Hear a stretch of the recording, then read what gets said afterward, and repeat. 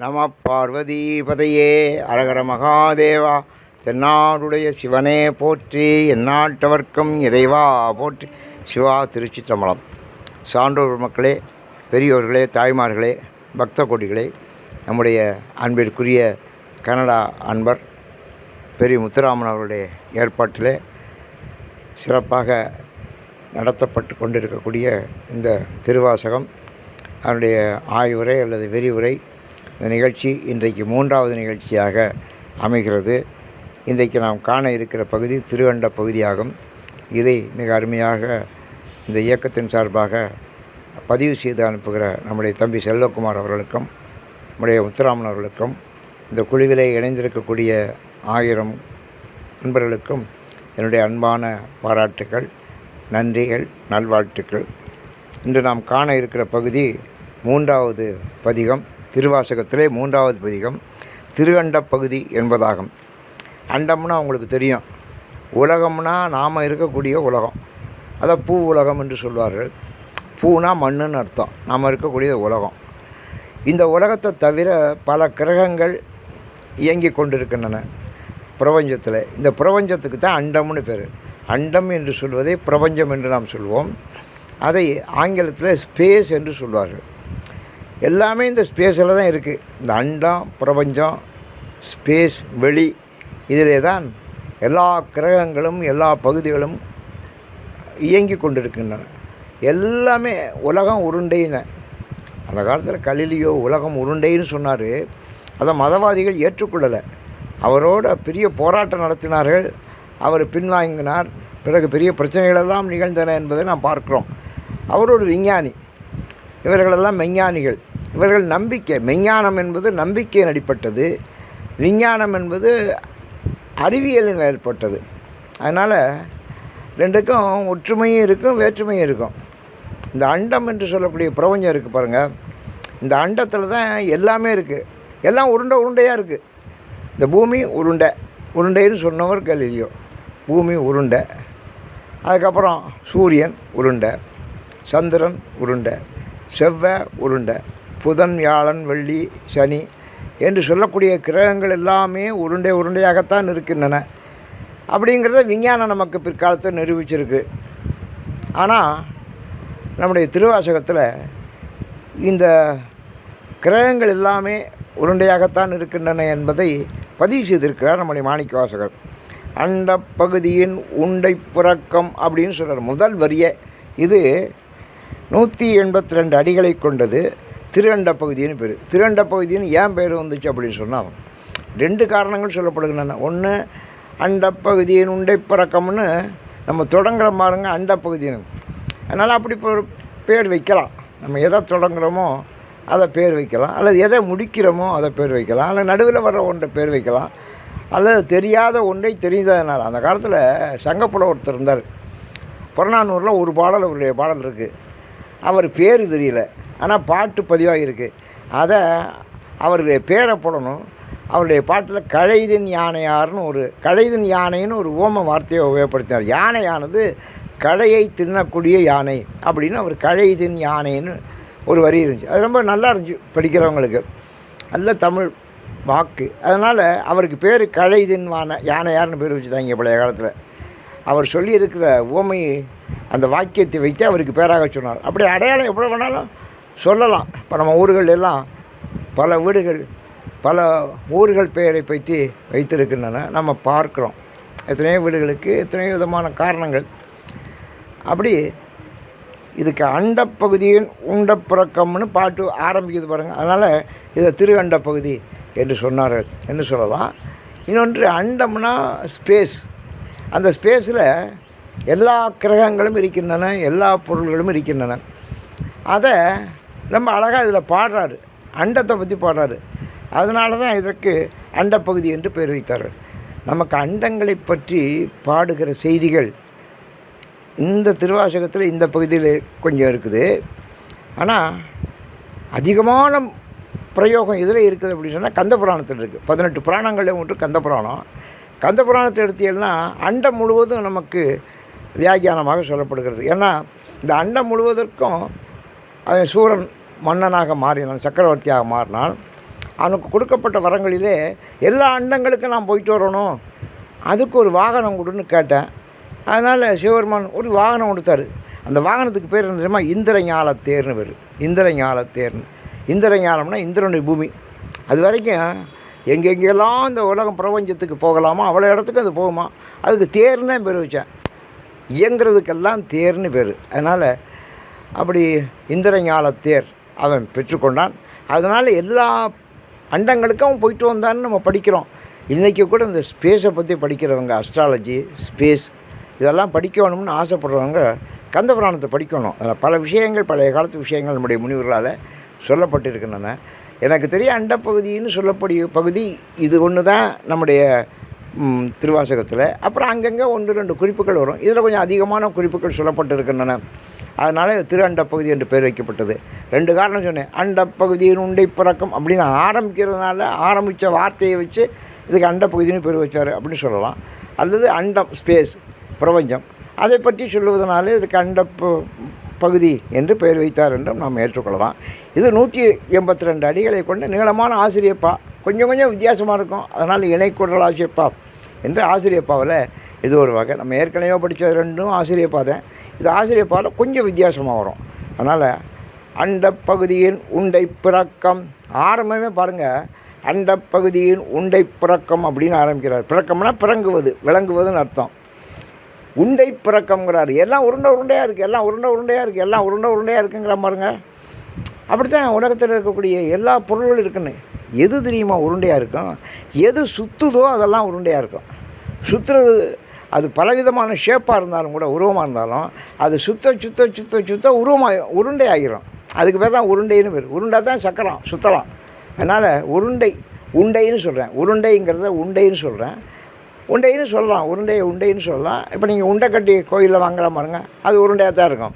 அதனால் அண்டப்பகுதியின் உண்டை பிறக்கம். நீங்கள் ரொம்ப அழகாக தெளிவாக முதல் வார்த்தையிலே சாட்டையில் அடித்த மாதிரி என்ன சொல்கிறேன், அண்டப்பகுதியை நீங்கள் போய் பார்த்தீங்கன்னா எல்லாம் உருண்டையாக தான் இருக்குங்கிறேன். அங்கே என்னெல்லாம் இருக்குது? சூரியன் இருக்கிறாரு, சந்திரன் இருக்குது, செவ்வாய் இருக்குது, புதன், வியாழன், வெள்ளி, சனி என்று எல்லா கிரகங்கள் இருக்கின்றன. அந்த கிரகங்கள் மட்டுமல்ல, அங்கே என்ன இருக்குன்னா ரொம்ப அழகாக திருவாசகத்தில் பின்னால் ஒரு வரியில் அந்த அண்டத்தை பற்றி சொல்லுகிற போது ரொம்ப அழகாக சொல்லுவார். வானிற் கலப்பு வைத்தோன்கிறார். எப்படி வரிங்கிறீங்க? அதெல்லாம் பெரிய சயின்டிஃபிக் ஸ்டான்ஸ். அதெல்லாம் வானிற் கலப்பு வைத்தோன்கிறார். இந்த உண்டை பிறக்கமாக இருக்கக்கூடிய பிரபஞ்ச கிரகங்கள் இருக்குது அண்டப்பகுதி. இது ஒன்று ஒவ்வொரு விதமாக இருக்குது. அப்படி பார்க்கிற போது அண்டப்பகுதியின் உண்டை பிறக்கம் அளப்பெரும் தன்மை வளப்பெருங்காட்சி தொடங்குற போதே அது அளப்பெரும் தன்மைங்கிற அது நீங்கள் அளக்க முடியாது, தெரியுதா? அப்புறம் வளப்பெருங்காட்சி நீங்கள் பார்க்க வளமையான செய்திகள் அதில் இருக்குது. செவ்வாயில் தண்ணி இல்லைன்னு அப்படி இப்போ தண்ணி இருக்குங்கிறேன், தெரியுதா? அதான் வளமையான காட்சிகள் கிடைக்கும். செவ்வாயின்னு பேர் வச்சேன். அது அந்த செவ்வாய் கிரகத்தில் போய் இறங்கின பிற்பாடு கண்டால் சிவப்பாக இருக்குது அப்படின்னு கண்டுபிடிச்சி சொன்னாங்க. விஞ்ஞானத்தில் பின்னால் கண்டுபிடித்தார்கள் அந்த கிரகம் சிவப்பாக இருக்குன்னு. அதை நமக்கு பேர் வைக்கிற போதே அந்த காலத்தில் செவ்வாயின்னு பேர் வச்சுட்டேன். அப்போ அதனுடைய மவுத் ஆஃப் தி செவ்வாய் எப்படி இருக்குன்னா சிவப்பாக இருக்குது.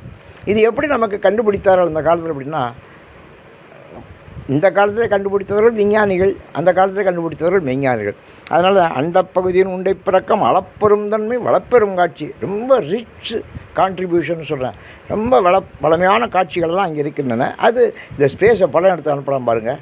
அதையெல்லாம் நீங்கள் பாருங்கள். ஸ்பேஸை படம் எடுத்து எடுக்கிற போது ரொம்ப அழகாக இருக்கும். பல காட்சிகள், வளமையான காட்சிகள் இருக்கும். ஒன்றொன்றுக்கொன்று நின்று ஒன்றொன்னே எடுத்து நீங்கள் அதனுடைய அழகை நீங்கள் வர்ணிச்சின்னா 101 கோடியின் மேற்பட விரிந்தனங்கிறாரு. அதை ஒன்றால் வர்ணிக்க முடியாதுடா. 100 கோடிக்கு மேலே இடாது. இன்னும் அதுக்கு மேலே போய்கிட்டே இருக்கான். அதான் இன்ஃபினிட்னு சொல்லு. 101 கோடியின் மேற்பட விரிந்தனா இன்ஃபினிட்னு சொல்லுவேன். இங்கிலீஷில் ஒரு வார்த்தை இன்ஃபினிட்னு ஒன்று உண்டு. அந்த இன்ஃபினிட்டுக்கு என்ன அர்த்தம்னா அளவில்லாதது அப்படின்னு. என்னுடைய கதையின் நுண்ணணுப்புறையை சிறியவாக பெரியோன் தெரியன். நான் வரிக்கு வரி விளக்கம் சொல்கிறதில்ல, மொத்தமாக தான் சொல்லுவேன். இருந்தாலும் சில இடங்களில் சில வரிகளை நான் சொல்லி உங்களுக்கு விளக்கம் சொல்லுவேன். ரொம்ப நுட்பமான சிவபெருமான். அவர் தான் எல்லாம் நமக்கு தெரியும்படியாக இவையெல்லாம் ஏற்படுத்தி இருக்கிறார். அது எப்போ ஏற்படுத்தினார்? பிரம்மாக்கள், எவ்வளவோ பிரம்மாக்கள் இந்த உலகத்தில் தோன்றி மறைந்திருக்கிறார். ஒவ்வொரு ஊழிக்காலத்திலும் ஒரு பிரம்மா மறைவார். ஒரு ஊழிக்காலம் ஏற்பட்டால் ஒரு பிரம்மா சதுரயுகத்தில் மறைவார். அதே காலத்தில் திருமாலும் மறைவார். எத்தனையோ பிரமாக்கள், எத்தனையோ திருமால்கள் தோன்றி மறைந்திருக்கிறார்கள். அவர்கள் காலங்களை எல்லாம் ஏற்படுத்தினவர் யார், இவர்களையெல்லாம் நியமித்தவர் யார், இவர்களுக்கெல்லாம் இந்த வேலைகளை கொடுத்தவர் யார், இவர்களையெல்லாம் காப்பாற்றுவோர் யார், அழிப்பவர் யார், எல்லாம் சிவபெருமான் என்று மொத்தமாக ஒரே வார்த்தையில் சொல்லிட்டார். அதனால தான் பின்னால் ஒரு வரியில் சொல்வார், ஒருவன் என்னும் ஒருவன் காண்க. எப்படி வரீங்கிறீங்க? ஒருவன் என்னும் ஒருவன் காண். உலகத்தில் ஒரே யூனிக்னா தனித்தன்மையானது. இங்கிலீஷில் ஒரு வார்த்தை யூனிக்னு இருக்குது. யூனிக்னா ஒன்றே ஒன்று தான் இருக்கும். ஒன்றே ஒன்று இருந்தால் அதுக்கு பேர் யூனிக்னு பேர். ரெண்டாவது இருந்தால் கிடையாது. ஒன்றே ஒன்று இருந்தால் யூனிக். அதனால தான் அது இலக்கணத்தோட தமிழில் ஒருமைன்னு சொன்னேன். ஒன்றே ஒன்று இருந்தால் ஒருமைன்னு சொல்கிறது. அதான் ஒன்று, அதான் யூனிக். ரொம்ப நல்ல வார்த்தை யூனிக்ங்கிற வார்த்தை. UNIQUE unique. அப்படி சிவபெருமான் யூனிக்குங்கிற. எப்படி? ஒருவன் என்னும் ஒருவன் காண்க. அவன் எப்படா நீ அந்த ஒருவன் என்னும் ஒருவன் எப்படா பிடிப்ப அப்படின்னு சொன்னால், தவஞ்செய்கிறதுனால முடியாது. தவஞ்செய்கிறான் ரொம்ப பேர். உடம்பையே சிறுசாக்கிக்கிட்டு எலும்பு கூட ஆக்கி தவ மாட்டான். எங்கெங்கேயோ போய் அவனால் கண்டுபிடிக்க முடியாது. பகவான் ஒழிஞ்சுக்கிட்டு சொல்கிறாரு, அவனால் கண்டுபிடிக்க முடியாது. அப்புறம் மந்திரங்கள் பிரயோகம் பண்ணுறேன், அவனாலேயும் முடியாது. தந்திரங்கள் பிரயோகம் பண்ணுறேன், அவனாலேயும் முடியாது. அறிவினால் ஆராய்ச்சி பண்ணி பண்ணுறேன், சமய உணர்வுனால பண்ணுறேன், என்னென்னமோ பண்ணி பார்க்குறேன், அவங்களெல்லாம் கண்டுபிடிக்க முடியாது. ஆனால் இவங்கெல்லாம் முயற்சி பண்ணி கண்டுபிடிக்க முடியாது. தேவர்களால் கண்டுபிடிக்க முடியாது, முனிவர்களால் கண்டுபிடிக்க முடியாது, அறிவாளிகளால் கண்டுபிடிக்க முடியாது. ஆனால் கண்டுபிடிக்க முடியாது அவன் நம்மகிட்ட வந்து சேர்ந்துருவேன், அவனாக வருவேன்.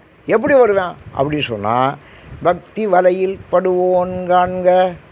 பக்தி வலையில் படுவோம். எப்படி வரீங்கிறீங்க? இதெல்லாம் இந்த பகுதியில் இதெல்லாம் ஒரு லட்சம் பொன் கொடுக்கலாம் இந்த வரிக்கு. பக்தி வலையில் படுவோன் காண்க.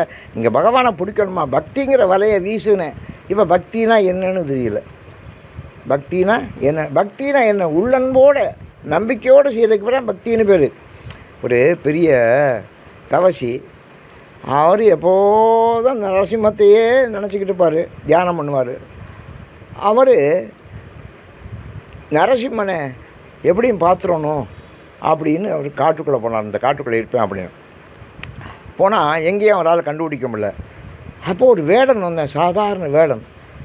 அவன் கேட்குற, என்ன சாமி இங்கே உட்காந்து தேடிக்கிட்டு இருக்கேன்னு. இல்லைப்பா, நான் அந்த நரசிங்கத்தை பார்க்கணும் அப்படின்னா. அது என்னது நரசிங்கம்னா? அவன் பார்த்ததில்ல அந்த மிருகத்தை. காட்டுக்குள்ளே இருக்கேன், எல்லா மிருகம் தெரியும். நரசிங்கம்னா என்ன மிருகம்னு? அது என்ன சாமி அது ஒரு மிருகம் அப்படின்னா? அது எப்படி இருக்கும்னா, நரசிங்கம்டா அப்படின்னா, நரன்னா மனுஷனுடைய உடம்பு இருக்கும், சிங்கத்தினுடைய முகம் இருக்கும். சிங்கத்தினுடைய முகமும் மனுஷனுடைய உடம்புமாக வந்த நரசிங்கம்.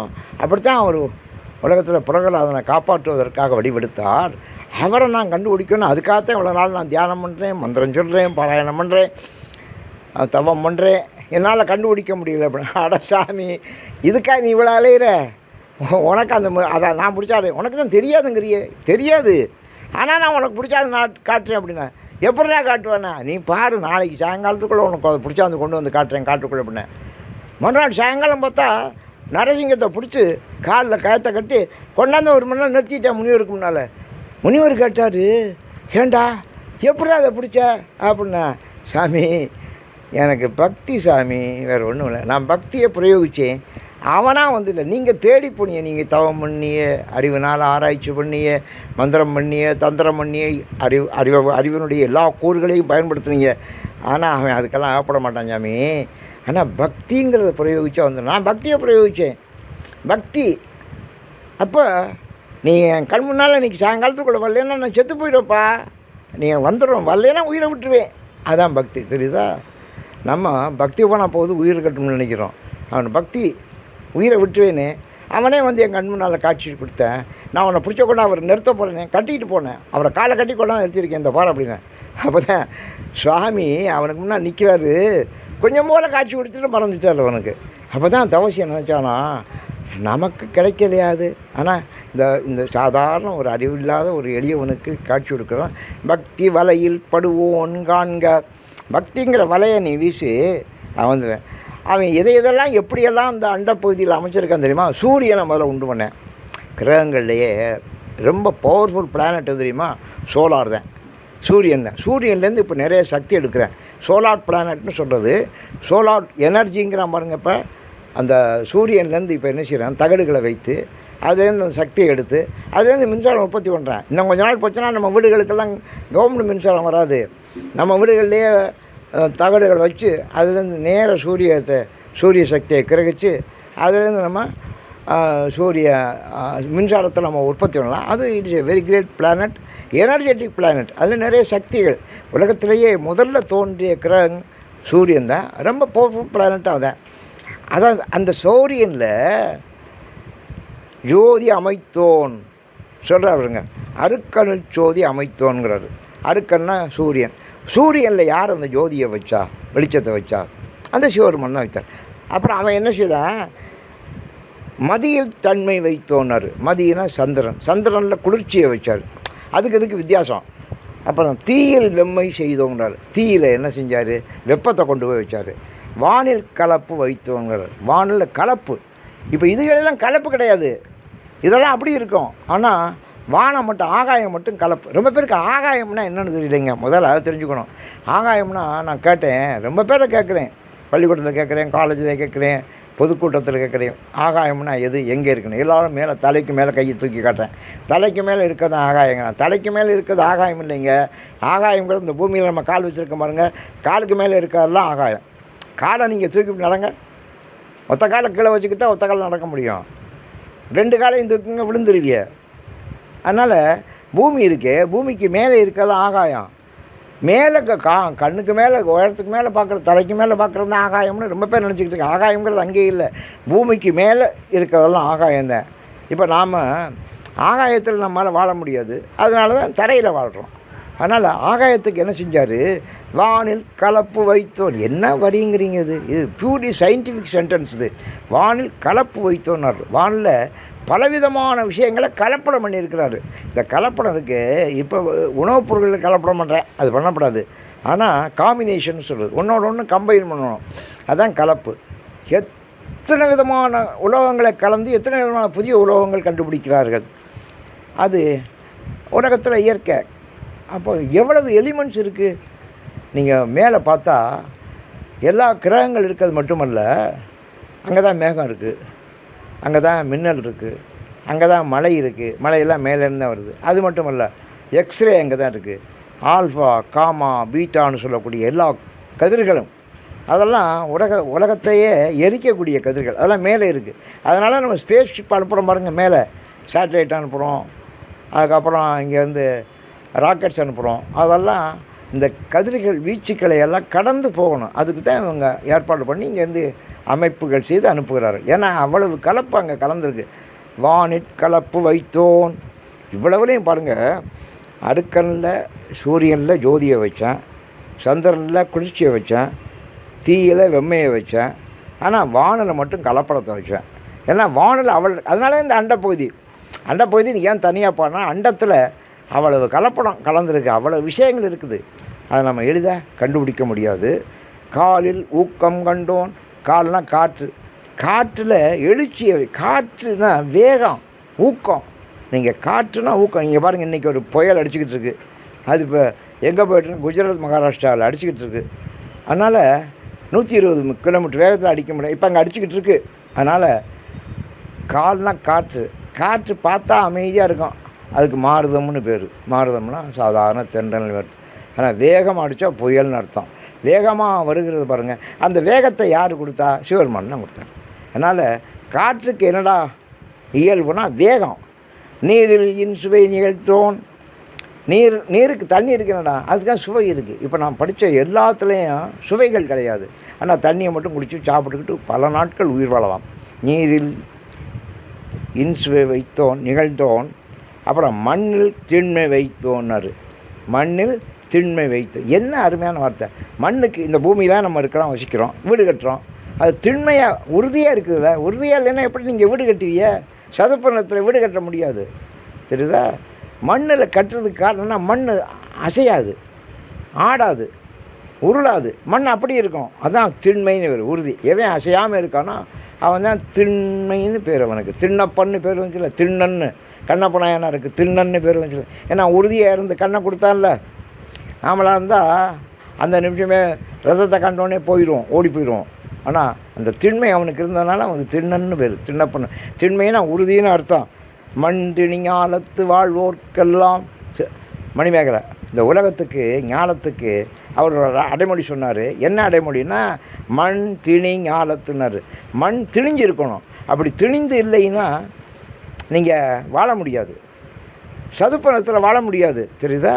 புதைகுழியில் வாழ முடியாது. சில இடத்துல புதைகுழி இருக்காங்க, போய் காலை வச்சா உள்ள விடுறேன், அப்புறம் அவன் எடுக்க முடியாது.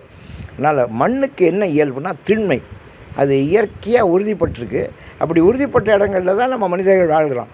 மண்ணில் திண்மை வைத்தோன். யார் அந்த திண்மையை வைத்தோம்? நான் ஒரு முறை மதுரையில் பேசிக்கிருந்தேன், சொற்பொழிவு ஒரு இடத்துல. அப்போ அந்த காலத்தில் மதுரையை சுற்றி அகழி இருந்தது. வைகையை தாண்டினோன்னு அகழியை தாண்டினோன்னு கோட்டையை தாண்டினோன்னு உள்ளே போனால் மதுரை. இதுதான் பழைய காலத்து அமைப்பு. அந்த கோட்டையெல்லாம் இடித்து தள்ளிட்டாங்க பிற்காலத்தில். ஆனால் கோட்டை இருந்ததுங்கிறதுக்கு வடக்கு வாசல் தெற்கு வாசல் அப்படிங்கிற பேர் மட்டும் இன்னும் வச்சுருக்காங்க. வாசல்னு சொல்கிறாங்க. வாயில்னால் அது வாசலுங்கிற அர்த்தம் ஒன்று, இன்னும் வாயில்னால் நம்ம வாயில் இருக்குது, அவ்வளோதான். அங்கே கோட்டையெல்லாம் இடிச்சுட்டாங்க. அந்த வாசலை வச்சுருந்தாங்கன்னா நமக்கு கிழக்கு வாசல் எங்கே இருக்குது, மேற்கு வாசல் எங்கே இருக்குது தெரியும்.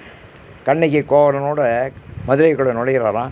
கீழ்த்திசை வாயில் வழியாக போகிறாளாம், கணவனோடு போகிறா. ஆனால் அங்கே கணவனை இழந்துட்டு மேல்திசை வாயில் வழியாக அவள் சேரநாட்டுக்கு போய்கிட்டு இருக்கா. அப்போது மேற்திசை வாயில் போகிறோம், இந்த கோட்டை வாசல் தெரியுது. அங்கே ஒரு நிமிஷம் நிற்கிறா, பார்க்குறா. அப்போ அந்த கம்பேர் அண்ட் கான்ட்ராஸ்ட் சொல்லுவேன். அதை பார்க்குறா, கோட்டை வாசல் தெரியுது. அப்படியே திரும்பி பார்க்குறா, கிழக்கு வாசல் தெரியுது. இந்த ரெண்டுக்கு என்னடா வித்தியாசம் அவன் மனசில் ஓடுது? கீழ்த்திசை வாயில் கணவனோடு புகுந்தேன், மேற்திசை வாயில் வரியேன் பெயர்கேங்கிறான். அவனோட அந்த கீழ்த்திசை வாயில் வழியாக வரும்போது கணவனோடு வந்தேன், இப்போ மேல்திசை வாயிலில் நானாக போகிறேன். அதான் அந்த அவலச்சுவையினுடைய உச்சகட்டம். இப்போ சரித்திரம்னா வரிசையாக எழுதுவேன், ஆனால் இலக்கியம்னா வரிசையாக எழுத மாட்டேன். எங்கே சொல்லணுமோ அந்த இடத்துல சொல்லுவேன். அதை ரிசர்வேஷன் வச்சுக்கணும். எங்கே சொல்லணுமோ அது சொல்லணும். கீழ்த்திசை வாயில் வழியாக போனேன் அப்படி சொல்லிட்டு எல்லாத்தையும் வரிசைக்க சொல்கிறது. அதனால் கீழ்த்திசை வாயில் வழியாக அவங்க உள்ளே போனான்னு சொல்லவே இல்லை கதையில். ஆனால் மேற்திசை வாயில் வெளியே போகிறான். அப்போ கீழ்த்திசை வாயில் சொல்கிறேன். என்ன காரணம்னா அதான் கம்பேர் அண்ட் கான்ட்ராஸ்ட் சொல்கிறேன். முரண்தொடைன்னு பேர். இந்த மாதிரி முரண்தொடை இவர் என்ன செய்கிறார்? மண்ணில் திண்மை வைத்தோன்னாரு. மண்ணில் அந்த உறுதியை வச்சுருக்கிறாரு. இதை நான் மதுரையில் பேசுகிறவோ சொன்னேன். மண்ணில் திண்மை இருக்குது. இந்த ஊரில் அகழி இருந்தது அந்த காலத்தில். ஒரு காலத்தில் அந்த அகழி இருந்தெல்லாம் இடிச்சு புட்டு உடச்சி அந்த கோட்டையெல்லாம் இடித்து மண் அதெல்லாம் குழியில் தள்ளினேன். மாரட்னு ஒரு கலெக்டர் ஒரு 150 வருஷம் முன்னால் இருந்தேன். அவன் தான் எல்லாம் கோட்டையெல்லாம் இடிடானே. இடித்தோடனே ஒரு அகலமாக ஒரு வீதி வந்துச்சு. அதுக்கு மாரட் தெருன்னு அவன் பேர் வச்சுக்கிட்டேன். ஒரு கான்ட்ராக்டர்கிட்ட தான் இதெல்லாம் கொடுத்தேன். அவனை இந்த உடச்ச கல்லெல்லாம் மண்ணெல்லாம் அந்த குழியில் போடுறா அப்படின்னேன். குழியில் போட்டு தூத்தோன்னே அதில் ஒரு வீதி வந்துச்சு. அதுக்கு என்னடா பேர் வைக்கிறேன்னு அவங்க நான் அந்த கான்ட்ராக்ட் சொன்னேன். நான் என் பேரே வச்சுக்கிறேன். அதான் மேஸ்திரி. கீழே பெருமாள் மேஸ்திரி தெரு, மேலே பெருமாள் மேஸ்திரின்னு இருக்குது. அதனால் மாரட் தெரு அவன் தன் பேரை வச்சுக்கிட்டான் கலெக்டர். மேஸ்திரி தன் பேரை வச்சுக்கிட்டேன். இப்போ பார்த்தா உலகத்தில் என்ன ஏற்பாடு பண்ணாலும் அரசாங்கத்தில் இருக்கேன், அவன் பேரை வச்சுக்கிறேன். இது இன்றைக்கி நடக்கிறதில்ல, வெள்ளைக்காரங்காலத்திலே ஏற்பட்டிருக்கு. அப்படி பேர் வச்சா பாருங்க. அந்த கீழே பெருமாள் மேஸ்திரி, மேலே பெருமாள் மேஸ்திரி. அந்த இடத்துல நான் மீட்டிங்கில் பேசிக்கிட்டு இருக்கேன், தெரியுதா? அப்படி பேசுகிறபோது நான் சொன்னேன், நல்ல மண்ணுக்கு திண்மை உண்டு. ஆனால் இந்த ஊரில் மட்டும் இந்த அகழி இருக்குது, அகழியை மூடிட்டேன். அந்த அகழியை மூடின இடத்துல நீங்கள் வீடு கட்டு தோணுன்னா தெற்கில் ஆழம் போய்கிட்டே இருக்கோம், அங்கே திண்மை கிடையாதுன்னு. உடனே ஒருத்தர் எந்திரிச்சேன், சார் நாங்கள் எங்கள் வீட்டில் ஃபவுண்டேஷன் போட்டோம், தோண்டினோம், அது போய்கிட்டே இருக்குது சார், நாங்கள் தோண்டினோம் போய்கிட்டே இருக்குது. அப்புறம் தான் கேட்டோம், இந்த இடத்துல அந்த காலத்து பழைய காலத்து அகழி இருந்துன்னு சொன்னார்கள் அப்படின்னு ஒருத்தர் எந்திரிச்சு மேடையிலே சொன்னேன் வந்து. அதனால் நீங்கள் தோண்டின இடம், அப்புறம் மண் போட்ட இடம், போடு மணல்னு சொல்லுவேன், அது புதைகுடி. இதெல்லாம் வந்து மண் இல்லை, உலகம் இல்லை. உலகம் மண் உலகம்னா என்னடா அர்த்தம்னா, விண்ணுலகம்னா இவ்வளோ ஸ்பேஸ், தெரியுதா? ஆனால் மண் உலகம்னா திணிஞ்சிருக்கும், உறுதியாக இருக்கும். எத்தனை மாடி கட்டலாம் வேணாலும் நீங்கள் கட்டலாமே. அது நீங்கள் வெட்டிக்கிட்டே போங்க, வெட்ட அது உங்களுக்கு நிற்கிறதுக்கு அகழ்வாரை தாங்கும் நிலம் போலன்னு சொன்னேன். ஏன்னா நீ வெட்டினாலும் அது ஒன்றையும் தாங்கும் அப்படின்னு வள்ளுவர் சொன்னார். அதான் மண்ணில் திண்மை வைத்தோன். எவ்வளவு பெரிய விஷயம் இதெல்லாம் சயின்டிஃபிக் டேட்டா, இதெல்லாம் சயின்டிஃபிக் ஃபேக்ட்ஸ். அதான் அண்டப்பகுதி, அதை ரொம்ப தெளிவாக சொல்லியிருக்காரு. என்றென்று எனைப்பல கோடி எனைப்பல பிறவும் அனைத்து அவ்வையின் அடைத்தோன் அது அன்று. எவ்வளவோ கோடிக்கணக்கான விஷயங்கள், அதையெல்லாம் சிவபெருமான் நமக்கு அமைச்சு கொடுத்துருக்காரு. அது யார் இவ்வளவு செஞ்சு அந்த அண்டப்பகுதியினுடைய அமைப்புகளை, அதனுடைய இயல்புகளை, அதனுடைய கூறுகளை எல்லாம் உண்டாக்கி கொடுத்தவன் யார் அப்படின்னா அவன் தான் சிவபெருமான். பிரம்மா உண்டாக்குறேன், திருமால் காப்பாற்றுறாரு, ருத்ரன் அழிக்கிறாரு. ஆனால் இந்த 3 பேரையும் யார் உண்டாக்கினா அப்படின்னா சிவபெருமான் தான் உண்டாக்கினார். முன்னோன் காண்க, அவன் தான் முன்னோன், அவன் தான் முதல் ஆள். முன்னோன் காண்க முழுதோன் காண்க. முழுதோன்னு என்ன தெரியுமா? முழுமைனா பர்ஃபெக்ஷன் அர்த்தம். ரொம்ப பேருக்கு பர்ஃபெக்ஷன்ற வார்த்தையே தெரியலைங்க. முழுமையாக எதையும் செய்கிறது இல்லை. ஏதோ கொஞ்சம் கொஞ்சம் செய்கிறது, கொஞ்சம் கொஞ்சம் படிக்கிறது, கொஞ்சம் கொஞ்சம் பேசுகிறது, கொஞ்சம் கொஞ்சம் சம்பாதிக்கிறது, கொஞ்சம் கொஞ்சம் தூங்குறது, இதெல்லாம் ஒன்றத்துக்கு உருப்படாதுன்னு அர்த்தம். முழுமை அடையணும். எதில் இருந்தாலும் ஒரு வாழ்க்கையில் ஒரு முழுமை அடையணும், ஒரு செய்கையில் முழுமை அடையணும், நம்ம ஏற்றுக்கொண்ட பணிகளை முழுமையாக செய்யணும். அதான் முழுதோன் காண்க. நம்ம சிவபெருமாண்டத்தை கற்றுக்க வேண்டியது அவன் தான் முன்னோன். அவன் முன்னோன் மட்டுமல்ல நம்ம முன்னோன்னா முழுதோனாக இருப்பான்னு எதிர்பார்க்க முடியாது. ஆனால் இப்போ ஒரு பெண் மந்திரி இருக்கிறாரு, அவர் லேட்டாக தான் வருவார். மக்கள்லாம் வந்து காத்துக்கிட்டு இருக்கணும். மக்கள் லேட்டாக வந்தால் ஏன் லேட்டாக வந்தேன்னு கேட்பேன். அவன் மட்டும் லேட்டாக வந்தால் யாரும் கேட்க முடியாது. அவன் தான் முதல்ல வரணும். அவன் முழுமையாக இருக்கணும்ல. முன்னோன் காண்க. முன்னவனாக இருக்கணும். எப்படி இருக்கணும்னா முழுதோன் காண்க. அவன் பர்ஃபெக்டாக இருக்கணும். ஒரு குடும்பம்னா குடும்ப தலைவன்னா ஹி மஸ்ட் பி பர்ஃபெக்ட். அதனால் முழுதோன் காண்க. தன்னேரில் லோன் தானே காண்க. என்ன வரிங்கிற இந்த வரியெல்லாம்? தன்னேரில் லோன் தானே காண்க. அவனுக்கு தன் நிகரே கிடையாதுங்க. Has no parallel and has no ஈக்குவல்னு சொல்லேன். ஈக்குவாலிட்டியும் கிடையாது, பேரலும் கிடையாது. அவன் தனி யூனிக். அவன் தன்னேர் இல்லோன் தானே காண்க. ஏன தொல்லையர் அணிந்தோன்கள். இதெல்லாம் புராண செய்திகள். இதில் புராணமும் இருக்குது, புதுமையும் இருக்குது. இவன் அந்த காலத்தில் ஏனம்மா பன்றியா திருமால் வந்தார்ல, அதை அடித்து போட்டு அதனுடைய மாலையாக அணிந்து கொண்டவன் சொல்கிறார். அப்புறம் புலியூர் அரையோன்னு அங்கே காட்டில் இருக்க புலியை அதை ஏவி விட்டார்கள் முனிவர்கள். அவன் ஒரு யாகம் செஞ்சு அதை சிவபெருமான் அடித்து போட்டு அந்த தோலை உரித்து மேலில் போட்டுக்கிட்டார். நீற்றோன் காண்க. அவன் உடம்பு பூரா திருநீருங்க. நம்ம சிவ அம்சத்தில் மிக முக்கியமானது என்னென்னா திருநீர் அணியணும். அவன் உடம்பு முழுவதும் வெந்நீர் சன்னித்த மேனியன்பேன். உடம்பு பூரா விபூதி பூசியிருப்பானான். அதான் அவனுடைய சிறப்பு. சிவபெருமானுக்கு சிறப்புன்னு 2-3 சொல்வார்கள் இந்த உருவத்தில். ஒன்று உடம்பு முழுவதும் வெந்நீர், அப்புறம் சடை, அந்த சடையில் திங்கள், இதெல்லாம் அவனுடைய சிறப்பு. இன்னிசை வீணையில் இசைந்தோன் காண்க. அவன் வீணை இசையில் ரொம்ப சந்தோஷப்படுவேன். வீணை இசைக்கு அவன் மகிழ்ந்திருப்பேன். அதனால ராவணன்னா கத்துனவன்னு அர்த்தம். அவன் மேருமலையை அசைச்ச உடனே சிவபெருமான் அந்த கட்டவரை லேசாக ஊன்னார். ஊன்றிய உடனே தலையெல்லாம் 20 வலையும் தலையும் மாட்டிக்கிச்சு. கத்துனதுனால அவனுக்கு ராவணன்னு பேர். ராவணன்னா கத்துறவன்னு அர்த்தம். அவனுக்கு தசமுகன் தான் பேர், 10 முகத்தை உடையவன். ஏன்னா அந்த காலத்தில் 10 முகம் உடையவன் எவனும் கிடையாது, அவன் ஒருத்தன் தான். அதனால் தசமுகன்னு பேர். ராவணனுங்கிற பேர் அவன் கத்துனோடனே. அப்போ தான் அங்கேருந்து வந்தார் நாரது. என்னடா ராவணா, என்ன விஷயம்னா? இப்படி மாட்டிக்கிட்டேன்னாரு. நீ மாட்டிக்கிட்டு என்ன பிரயோஜனம் பண்ணாலும் உன்னை வெளியிட மாட்டார் சிவபெருமான். அவருக்கு இசைனா ரொம்ப பிடிச்ச சாமகானம், அதை பாடினார். சதாரிப்பண்ணில் பாடினேன். சதாரிப்பண் அவருக்கு ரொம்ப இஷ்டம். சாமகானம் சதாரிப்பண் சிவபெருமானுக்கு இஷ்டம். சதாரிப்பண்ணாகவே இருக்கிறார். அதனால அன்னதொன்றவ்வையின் அறிந்தோன் காண்க. அன்னது ஒன்று. இந்த வீணையினால் சதாரிப்பண்ணை வாசித்தேன், பாடினேன். அப்படி சதாரிப்பண்ணாகவே இருக்கிறவன். சித்தமும் செல்லா சேட்சியன் காண்க. அவன் எங்கடா இருக்கான்னா, அவன் ரொம்ப தூரத்தில் இருக்கேன். அவனை எப்படி போய் பார்க்க முடியும்? இதுலையும் போய் பார்க்க முடியாது. சரி, மனசு எங்கே வேணாலும் பார்க்கலாமா? மனசுனாலையும் பார்க்க முடியாதுங்கிறான். மனசுனாலையும் அவனை கண்டுபிடிக்க முடியாது. ஆனால் எப்போ கண்டுபிடிக்கலாம்? அவனாக வருவான். பக்தி வலையில் படுவோன் காண்க. அவனை நீ அடையணும்னா பக்திங்கிற வலையை வீசு. அவன் யார்? அவன் ஒருவன் என்னும் ஒருவன் காண்க. சரி, அவனை யார் கண்டிருக்கா? கண்ணால் யானும் கண்டேன் காண்க. நானே பார்த்துருண்டா, கண்ணாலே கண்டேன்னு சொன்னால் பார்த்தாதா, கண்ணால் பார்த்தேன். ஏண்டா நீ கண்ணால் பார்த்தியா? அதை தான் ஐ விட்னஸ்னு சொல்லுவேன். கோர்ட்டில் எத்தனை விட்னஸ் நீங்கள் போட்டாலும் ஐ விட்னஸ் தான் நம்பர் 1. ஐ விட்னஸ் நம்பர் 1 கொடுத்தாக்க, இவன் கொலை பண்ணால் நான் பார்த்தேன், இத்தனை மணிக்கு பார்த்தேன், அந்த இடத்துல பார்த்தேன், வாழ்நாள் வெட்டினா நான் பார்த்தேன்னு சொன்னான், அவ்வளோதான் அக்யூஸ்டு. அவனுக்கு வந்து அக்யூட்டட், அவனை க்ளோஸ் பண்ணிடுவாங்க. அதனால் கண்ணால் யானும் கண்டேன் காண்க. சீதையை தேடி போன ஆஞ்சநேயன் அந்த என்னென்ன கண்டனன் கற்பினுக்கு அணியை கண்களால்னு சொன்னேன் ராமன். கண்ணால் நான் பார்த்தேன் அப்படின்னு சொன்னேன். இல்லைன்னா நீ யாராவது பார்த்ததை வந்து கேட்டக்கிட்ட வந்து சொல்றியான்னு அந்த எண்ணம் வரும். அது இல்லை. கண்ணால் யானும் கண்டேன் காண்க. சரி, எங்கே பார்த்த அவனை? கேள்வி வருமில்ல. பார்த்தேன்னா எங்கே பார்த்தேன்? பூவனியில் சேவடி தீண்டினன் காண்க. பூமியில் வந்து நின்னா ஐயா அவன் பாதம் தரையில் பட்டுது ஐயா, நான் பார்த்தேன். இந்த தேவர்களுடைய பாதம் தரையில் படாது, அது முதல்ல தெரிஞ்சுக்கணும். தேவர்கள் கண்ணை இமைக்க மாட்டாங்க, பாதத்தை பூமியில் பட வைக்க மாட்டாங்க. நம்மெல்லாம் பாதம் மேலே நிற்கும், நமக்கு பாதம் தரையில் இருக்கும். ஏன்னா நம்மெல்லாம் பூமியில் வாழ்கிறவர்கள், தேவர்கள் பூமிக்கு மேலே வாழ்கிறவர்கள், ஆகாயத்தில். அதனால தான் அதுக்கு மேலே ஒரு அடி மேலே நிற்கும். அதான் சொன்னேன், பூவனையில் சேவடி தீண்டினன் காண்க. அவனுடைய திருவடி தீண்டி இருந்துச்சுப்பா, தொட்டுதப்பா, பூமியை தொட்டு இருந்து. நான் பூமியில் அவன் தொட்டு நின்னேன், நான் அவனை கண்ணால் யானும் கண்டேன் காண்க. சரி, அவன் எப்படி இருக்கேன்? அவன் மட்டும் தனியாக இல்லைடா, குவளை கண்ணி கூரன் காண்க. அவன் மனைவியோடு சேர்ந்தே இருக்கான்டா. அதான் நான் போன தடவையே சொன்னேன்.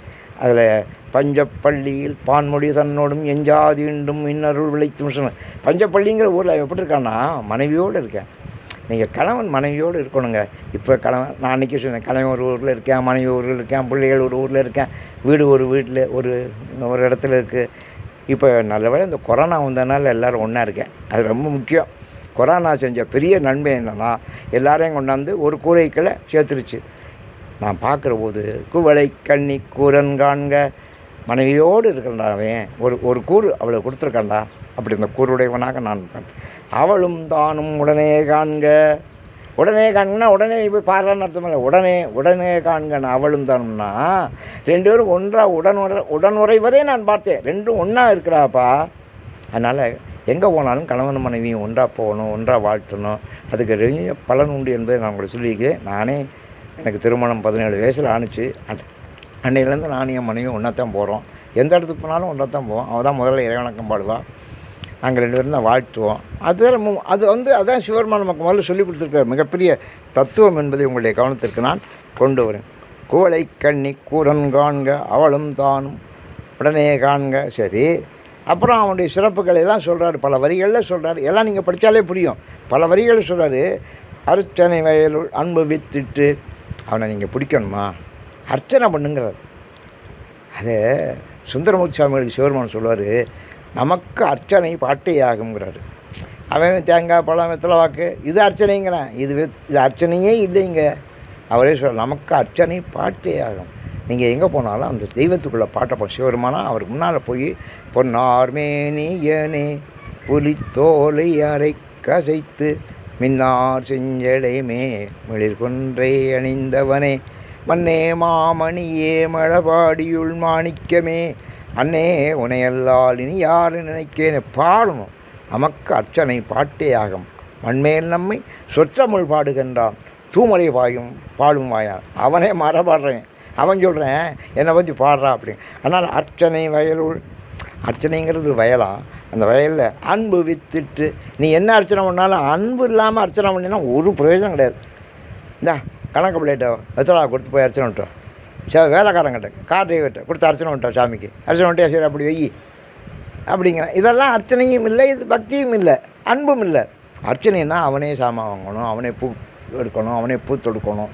நாங்கள் இந்த 276 பாடல் பெற்ற ஸ்தலங்களுக்கு, தேவார பாடல் பெற்ற ஸ்தலங்களுக்கும் போய் திருவாசகம் முற்றோல் பண்ணுறோம். அப்போ எங்களோட இருக்கிற பெண்மணிகள் எல்லாம் எங்கே பூவை பார்த்தாலும் படிப்பாங்க, பூ தொடுப்பாங்க, கொண்டு போய் சாமிக்கு அம்பாளுக்கும் ஒரு பெரிய பெரிய மாலை சாத்தார். மாலையே பார்க்காத சாமிக்கெல்லாம் அவர் மாலை கட்டுவார். ஏன்னா அந்த பூவுக்கு அவ்வளோ விசேஷம். அர்ச்சனையில் பூ வந்துடும், தெரியுதா? நீ பூவினால் செய்கிறனால அதுக்கு பூ செய்யணும் பேர். அர்ச்சனை வயல் அன்பு வித்துட்டு இந்த வயலில் என்னடா நீ அன்பை போயிட விதையடா அப்படிங்கிறாரு. தொண்டை உழவர் ஆற தந்த தொண்டர்கள் அது அதான் உழவு, அப்படி செய்யணும். அந்த தரும்பரல் மேகன் வாழ்க. அவன் இந்த பஞ்சபூதத்துலேயும் தாண்டி மேகத்தையும் தாண்டி அவன் வாழ்கிறான். அப்படி சூழிரும் துன்பம் தொலைப்போன் வாழ்க. அவனை வாழ்கன்னு வாழ்த்துறாரு. போற்றினா அவனை போற்றுகிறார். இதில் பூரா பல வரிகளில் அவனுடைய சிறப்பு சொல்லி வாழ்த்துகிறார், வாழ்கன்னு. அதில் ஒரு வரியை இப்போ நான் சொல்லணும். சூழிரும் துன்பம் துளைப்போன் வாழ்க. நம்மளுக்கு சில சமயங்களில் நன்மை வந்துச்சுன்னா, சௌரியம் வந்தால், லாபம் வந்தால் நம்ம அவனை மறந்துடுவோம். ஆனால் கஷ்டம் வர்றபோது நம்மளால் தாங்க முடியாது. நம்ம நினைப்போம், இந்த கொரோனா தீராதா, உலகம் பூரா அப்படி 4 மாதமாக கடந்து பாடாப்படுத்துதே, இது தீராதா? சூழ் இரும் துன்பம், இரும்னா துன்பம், பெரிய துன்பம், சூழ்ந்திருக்கிற துன்பம். ஒரு துன்பம்னா ஒருத்தனுக்கு வந்தால் அது ஒருத்தனுக்கு இருக்கிற துன்பம். இது அப்படி இல்லை, சூழ்ந்து இருக்கிற துன்பம். எல்லாருக்கும். ஒரு குடும்பத்துக்குள்ளே போனால் குடும்பத்தில் பூரா கஷ்டப்பட்டுக்கிட்டு இருக்கேன். ஒரு வீட்டுக்கு போனால் வீட்டுக்குள்ளே இருக்க முறை கஷ்டப்படுறேன். ஒரு ஃப்ளாட்டுக்கு போனால் ஃப்ளாட்டில் இருக்க முறை கஷ்டப்படுறேன். ஒரு வீதிக்கு போனால் வீதியில் இருக்க முறை கஷ்டப்படுறேன். ஒரு ஊருக்கு போனால் ஊரில் இருக்க முறை கஷ்டப்படுறேன். சென்னைக்கு போனால் சென்னைக்குள்ளே வராதேங்கிறேன், வந்தவனை போகாதேங்கிறேன். சூழிரும் துன்பம், இதான் சூழ்ந்து இருக்கிற துன்பம். சூழிரும் துன்பம். சரி, இது எப்படி தீரும்? துடைப்போன் வாழ்க. அதை துடைச்சிருவாங்க. துடைக்கிறதுக்கே எவ்வளோ பெரிய தூசியாக இருந்தாலும் ஒரு துணி எடுத்து துடைச்சா போயிடும். தூசி எவ்வளோ காலமாக வேணாலும் இருக்கலாம், துடைச்சா உடனே போயிடும். அதான் துடைப்போன் வாழ்க. சூழிரும் துன்பம் துடைப்போன் வாழ்க. அமெரிக்க ஜனாதிபதி ட்ரம்ப் சொன்னார், சும்மாக்கா எல்லாத்தையும் அடைச்சி வச்சுக்கிட்டு இனிமேல் வைத்தியம் பண்ண முடியாதுன்றதுக்கு. அதனால் எல்லாத்தையும் திறந்துருங்கடா, எல்லாத்தையும் திறந்துருங்க. கோயிலெலாம் திறந்துருங்க. கோயிலெல்லாம் போய் பிரார்த்தனை ஓட்டோம். இது மருந்தினால் மட்டும் தீராது, பிரார்த்தனையினால தான் தீரும் அப்படின்னு சொன்னார். அதனால் பிரார்த்தனைக்கு அவ்வளோ மகிமை உண்டு.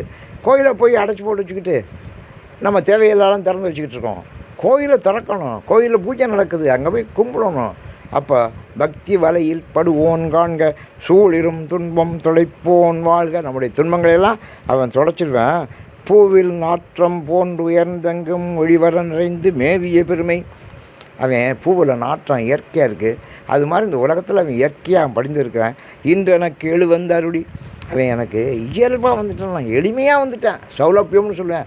அவன் எனக்காக வந்த இன்றெனக்கு எளிவந்து இருந்தனன் போற்றி. அவன் எனக்காக வந்த காட்சி கொடுத்த அப்பேற்பட்ட அவனை சுற்றுமின் சூழ்மின் தொடர்மின் விடையன் மின் நான் பார்த்துட்டேன். அவனை பார்க்க முடியாது, எவ்வளோ முயற்சி பண்ணாலும் பார்க்க முடியாது. நீ என்ன உருவத்தில் பார்க்குறியோ வேறு உருவத்தில் வருவேன். நீ என்னதான் தந்திரத்தை பயன்படுத்துகிறியோ அந்த தந்திரத்துக்கு மீறி அவன் வருவேன். ஆனாலும் சில பேர் சொல்லுவேன், இந்த வந்துட்டான் சாமி, பிடிடா அவனை, பிடிடா, ஓடி போய் புட்டான். சுற்று மின் சூழ்மின் தொடர்மின் விடையன் விடாதே, பிடி, பற்று மின் அப்படின்னு பற்ற போனால் என்றவர் பற்று முற்றொழித்தும். அந்த பற்றை அவன் அழிச்சிட்டு போயிடுறேன். நீங்கள் இந்த வந்துட்டான்னு பிடிக்க போனான். சுற்று மின் அப்படின்னு சூழ்மின் தொடர்மின் விடையன் மின் பற்று மின் என்றவர் பற்று முற்றொழித்தும். அப்போ நீ போய் அவனை போய் பற்ற போறீல, அப்போ உனக்கு பற்றே இல்லாமல் பண்ணி முடியாது. ஆனால் படிக்க முடியாது, அவன் பிடிக்க. அப்பேற்பட்டவன் மறையோர் கோலம் காட்டி அருளும். அவன் எனக்கு எப்படி வந்தேன்? அந்தணனாக வந்தான், குருவாக வந்தான். திருப்பெருந்துறையில் அவன் குருவாக வந்தான். தலக்கையின் நெல்லிக்கனி எனக்காயின். என்னோட இந்த அடியார்களெல்லாம் அந்த குளத்தில் மூழ்க சொல்லி குளத்தில் நெருப்பு உண்டாக்கி அந்த நெருப்பில் அவர்கள்லாம் போயிட்டாங்க. ஆனால் என்ன மட்டும் நீ திருடைக்கு வான்ட்டு சொல்லிட்டேன். அவன் எப்படி ஆனால் எனக்கு தலக்கையின் நெல்லிக்கனி எனக்காய். என் கையில் இருக்கிற நெல்லிக்காய் மாதிரி. அந்த நெல்லிக்காய் சிரஞ்சீவித்தனத்தை தரக்கூடியது. அதனால் அதிகமான நெல்லிக்காய் கிடைச்ச போது அதை அவைக்கு கொடுத்தாலும் கொடுக்குறோம். எனக்கு நெல்லிக்காய் மாதிரி உட்கார்ந்துருக்கேன். கண்ணல் கனிதேர் களிரென கலைமுறை என்னையும் இருப்பதாக்கும். என்னையும் இந்த உலகத்தில் இருக்கும்படியாக புகழோடு இருக்கும்படியாக அவன் செய்தான். அவன் யார்? கருணை வான்தேன் கலக்க. வானத்தில் இருந்து வரக்கூடிய தேன், அந்த தேன் கருணை தேன். அவனுடைய தேன் என்ன தேன்னா கருணை. பூவிலேருந்து வர்றது பூத்தேன், இது கருணை தேன். பகவான்னாலே என்ன அர்த்தம் தெரியுமா? மெர்சின்னு அர்த்தம், இறக்கம். இறக்கம் இல்லைன்னா அவன் கடவுளே இல்லை, இறக்கம் இல்லைன்னா மனுஷனே இல்லை. நம்ம கடவுளத்தில் இறக்கத்தை பயன்படுத்தணும், அருளோடு பொறாமுதாக்கணும். பிரமன் மால் அறியா பெற்றி யானை. கடைசியாக முடிக்கிறாரு, பிரமன் மால் அறியா பெற்றி யானை. பிரமனும் அவனை கண்டுபிடிக்க முடியல, திருமாலும் அவனை கண்டுபிடிக்க முடியல. அப்பேற்பட்டவன் எனக்காக எளிவந்து அருளின் எனக்கு காட்சி கொடுத்தேன். அவன் என்னையும் பராமுதாக்கன், என்னையும் திருவமுதாக ஆக்கியிருக்கிறான் என்று சொல்லி அருமையான பகுதி திருவண்ட பகுதி. இதை கேட்ட அனைவருக்கும் என்னுடைய நன்றியும் நல்வாழ்த்துக்களையும் தெரிவித்துக் கொள்கிறேன். வணக்கம், நன்றி.